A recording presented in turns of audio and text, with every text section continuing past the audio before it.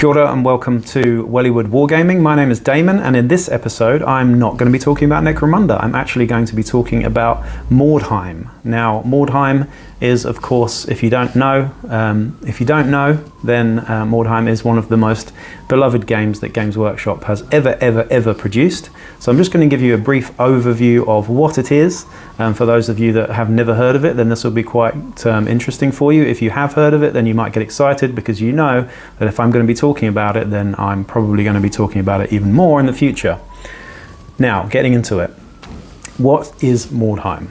So, Mordheim was and still is a tabletop skirmish game in which players play the parts of warbands in search of treasure and glory in the ruined old world city of Mordheim. Mordheim is a city in the Old Empire, existing in the same time period as the now discontinued Warhammer Fantasy Battle game. Mordheim was struck by an enormous twin-tailed comet, which reduced the city to rubble and wiped out nearly all of the inhabitants. The impact shattered the comet, leaving shards of weird stone, aka warp stone, scattered throughout the ruins. The stone offers those who collect it mysterious powers, and warriors from far and wide have journeyed to Mordheim to gather what they can.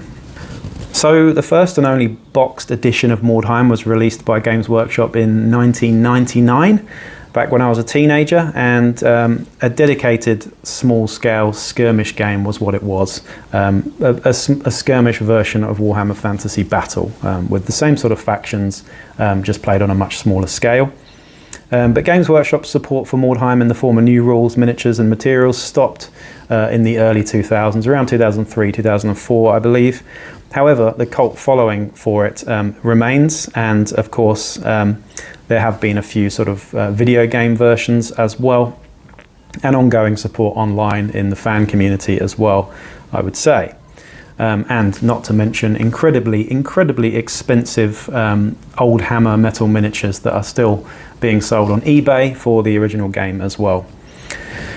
Now, Games Workshop have shown that they are kind of keen to go back to the old world setting, and so far it looks like they are developing a version of Warhammer Fantasy Battle, I think. And I would say this is partly due to the fans really wanting to go back to the old lore of Warhammer Fantasy, as a reaction to the absolute steaming pile of trash which is Age of Sigmar, in my opinion. You might disagree with that, but I just, for old time's sake, I think I grew up with old Hammer and Warhammer Fantasy Battle. I just find the world and the universe building so much more interesting than the current lore of Age of Sigmar, which to me is just all over the place wrong. But I highly suspect,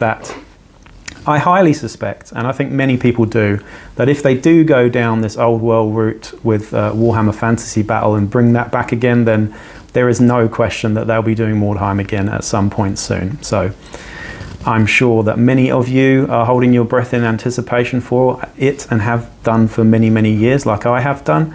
But if you don't know about Mordheim, it's definitely an exciting time to get into Games Workshop hobbies in general, because I do honestly think there's about a 95% chance that they'll be either re-releasing Mordheim with new rules and stuff, or they'll do some close version of Mordheim and keep on going with the setting. Now, much like Necromunda, if you're familiar with Necromunda, of course, nearly all of my videos so far have been highlighting Necromunda. I haven't actually talked about any other game systems yet, so this is the first time I've branched into a new system. I'm sure you're excited about that, but like Necromunda, each model within your warband is a single character, either a hero or a henchman, so similar to your leaders and champs and gangers in Necromunda. If you're not familiar with that, your heroes, of course, are your leaders and your best fighters and your magicians and stuff in Mordheim. Your henchmen are the bulk of your warband, and they're the sort of cannon fodder that you have in your warband as well. Now, the sort of fighter profiles that you have in Mordheim are very similar to any other Games Workshop system game. You have movement, weapon skill, ballistic skill, strength, toughness, wounds, initiative, attacks, and leadership. Some of the stats that you have in current Necromunda aren't in this. It is slightly more stripped back. You don't have willpower, you don't have cool, things like that. But I imagine a newer version of the game would probably include those stats as well. Of course, the stats that you do use in this game are slightly different to the stats in modern day games, where you need to actually figure out the ballistic skill tables and the strength tables and stuff, and how hard it is to wound stuff. But once you get your head around that, it's pretty easy. But Mordheim is a turn-based game, just like old Necromunda. If you ever played old N95 Necromunda, then it's very, very similar indeed. In fact, it's pretty much exactly the same game. You move and attack with your entire warband, and then they move and attack with their entire warband, and that's how the turn structure goes. I do think there's, of course, less emphasis on shooting in Mordheim than there is in Necromunda, but there's more emphasis on close combat and, of course, magic in Mordheim as well. I do think, though, that if they do release Mordheim again or something similar, they will probably go down the route of the new Necromunda, because the mechanics for Necromunda, if you ask me, are so much better than they used to be. Because instead of having you move your whole gang or your warband, you now have alternating activations, just like a game of chess. So it's far more tactical and better in that respect, if you ask me as well. Of course, Mordheim can be played in one-off skirmish games if you wish, but the RPG element really does mean that it's best played in a campaign setting, if you ask me, where each game counts and your warband gain gold and weirdstone and experience and injuries and new weapons and equipment. The core original rules for the game came with 6 different factions. The first faction were your sort of generic humans or mercenaries, and they were split into 3 different sort of sub-factions. You had Marienburg, you had Reichland, and you had Middenheim, were the 3 areas of the empire that you could pick those 3 from, and they had their own different little bonuses and stuff there as well. You also had the Sisters of Sigmar. The Sisters of Sigmar were pretty much like Adepta Sororitas, but in the Warhammer Fantasy world, they were warrior nuns, basically. You then had Skaven. Of course, if you're not familiar with Warhammer at all, then Skaven are rat men, mutated by the Weirdstone or the Warpstone itself, and of course already under the city of Mordheim by the time that the comet actually crashes as well. You then had the Cult of the Possessed. Cult of Possessed are a chaos sort of mutation band of evil doers and whatnot, and just general wrong-uns.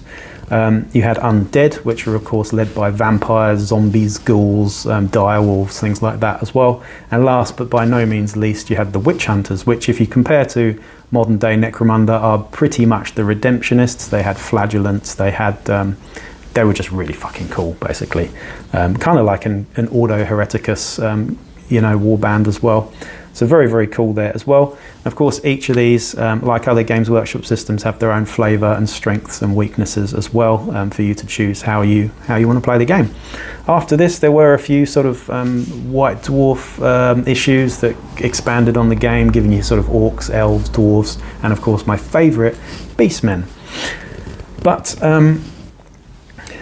like Necromunda, Mordheim is a hobbyist's dream, I would say, and you can literally kit bash, sculpt and convert your own warband from any existing miniature to fit your own ideas and narrative there as well, not to mention scenery building within the fantasy setting instead of the science fiction setting is quite interesting too. Now, the full living rulebook PDF is available online. All you need to do is Google it and you can pretty much find a copy of that. I did so just before this, just to get another copy of it and put it in my Google Drive. And there are other resources online in the sort of wider community through Yak Tribe and a number of other different websites that you can, but just Google it and you'll be able to find the rules for the game. Mordheim is comparatively cheap to get into, I would say, compared to, of course, bigger things like Age of Sigmar or Warhammer 40k. You don't need an entire army. Really, all you need is a group of about 10 guys, 10 miniatures that you can pretty much use current plastic models for, or if you want to spend the extra $1 or $2, you can go on eBay and get the original metal ones, but they're a bit dated personally, and the nostalgia doesn't really pull me to wanting to buy those miniatures really anymore. Plus they're just extortionate on eBay too. The rest of the things that you'll need is, of course, some six-sided dice, a measuring tape, and mainly just a board full of terrain that you can knock together and make an engaging and interesting playing experience with. But if you're a fan of the old world setting, or you enjoy the old Necromunda as well, and if you played that at all, then this is probably a good fit for you, because it is just so similar to the old version of Necromunda in so many ways. And if you're totally new to skirmish games, I would say that Mordheim is also a great place to start because it's not that complex. I mean, the campaign play can become a little bit in depth, but that's what's so rewarding and fun about it. I'd say the role play and the narrative side of Mordheim is just so solid that it leads to a really super rewarding gaming experience, I would say. Anyway, that's it for now. I hope you enjoyed this overview to Mordheim. I'll be aiming to deliver more Mordheim content, should you be interested in it, of course. In the meantime, you can help support me by becoming a Patreon as well. The link is in the channel description too. But please do like, share, subscribe, and you'll be notified when more Wellywood Wargaming content comes out. So that's it for now. Peace out.